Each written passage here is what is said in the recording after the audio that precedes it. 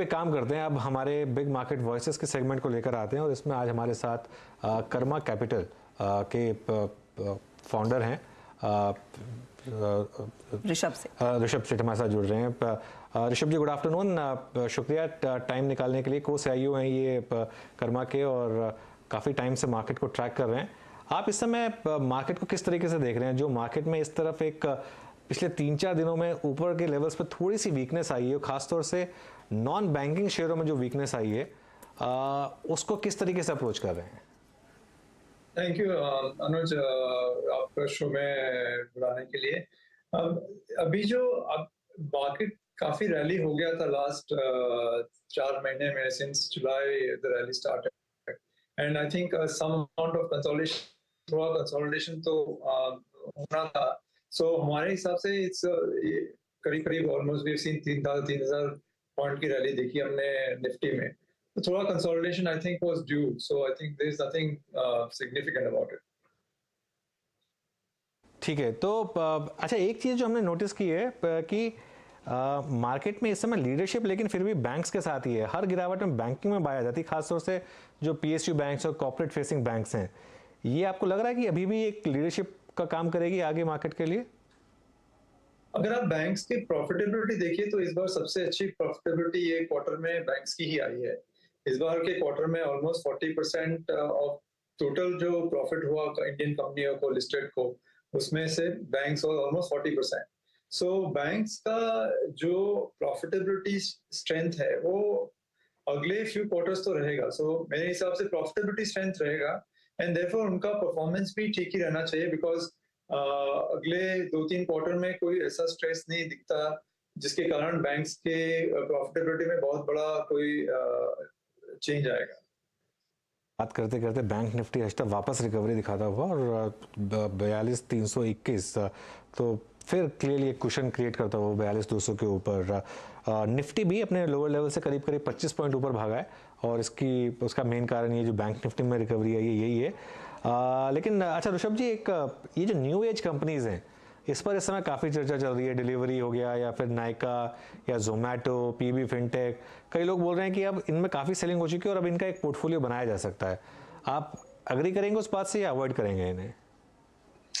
देखिए, हमारे हिसाब से every company we analyse on their own merit. तो अभी आप अगर ये जो आपने न्यू कंपनीज की बात की, इसमें से काफी कंपनियों के रिजल्ट फिर भी थोड़े ठीक आए हैं, लेकिन थोड़ा अभी भी काफी के बिजनेस मॉडल में हमको चिंता है कि ये सस्टेन्ड प्रॉफिटेबिलिटी कब से दिखाएंगे एंड ऑल्सो कि इसमें कंपटीशन भी काफी इंडस्ट्रीज में नया कंपटीशन आता रहेगा। सो हम वी विल स्टिल वेट। इसमें जो नए एज कंपनीज हैं उसमें मेरे को लगता है कि थोड़ा फिर भी अभी रुक सकते हैं before we kind of do a large investment. But ये सब बॉटम अप है, मतलब there might be 1 or 2 companies which of course जो अच्छा करेंगी, but overall I think that you might still want to wait in this.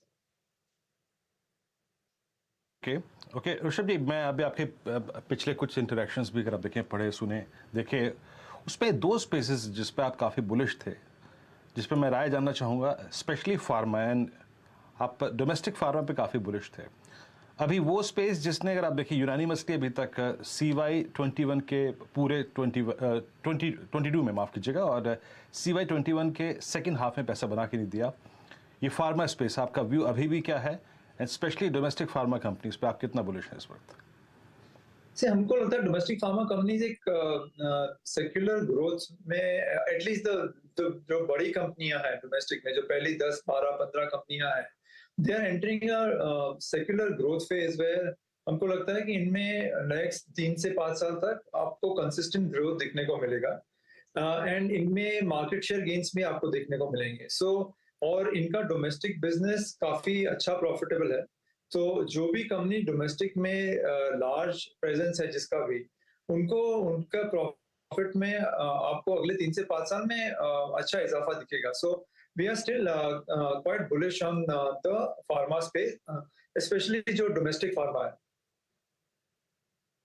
Rishabh, afternoon. In fact आप international market का भी जिक्र कर रहे थे जब आपने फार्मा का जिक्र किया, लेकिन आपका बायस इस समय डोमेस्टिक फार्मा इंडस्ट्री पर है।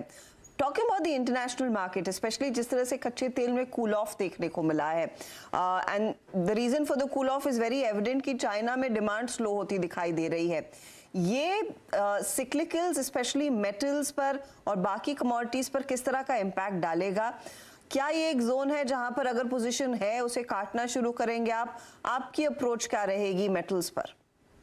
देखिए, हमारी मेटल में तो कोई अभी पोजीशन नहीं है और हम लोग इतना क्लोजली ग्लोबल कमोडिटीज को ट्रैक भी नहीं करते, तो मैं इसमें बहुत बड़ा वैल्यू ऐड नहीं कर पाऊंगा। ओनली हमको ऐसा लगता है कि जो कमोडिटी प्राइसेस सॉफ्टन हुए हैं इन द लास्ट 3 और 4 मंथ्स, अगर वो कमोडिटी प्राइस सॉफ्टनेस जारी रही तो एटलीस्ट इंडियन कंपनीज जो कि इन कमोडिटीज को यूज करती है उनको तो बेनिफिट होगा।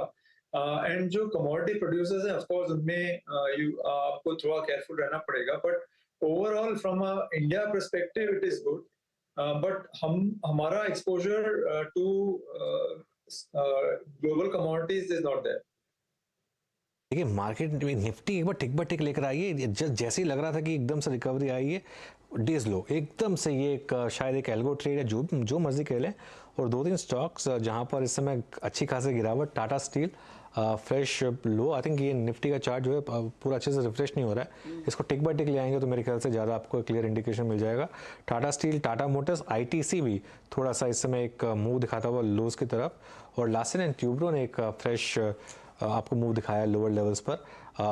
काफ़ी वॉलेटाइल है एक्चुअली, 18,136 तक वापस गया और फिर 18,148 पर आ गया। Bank Nifty of course relatively strong अभी भी बना हुआ है।